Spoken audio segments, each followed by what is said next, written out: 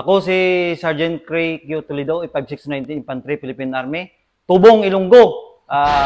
Dapat matapang tayo. Nakuha ko yung award kong BIS EP 2023 o 1st Mechanized Brigade, Pambato Division.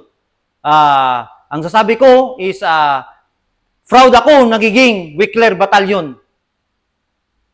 Sige, Master. At sa susunod kong ipagmalaki is pagmana namin yung katapangan namin bilang isang Ilonggo. Sa aming mga anak, sa aming mga pamilya, ibigyan namin ng pagkataon yung mga anak namin magiging isang sundalo rin sa balang huli.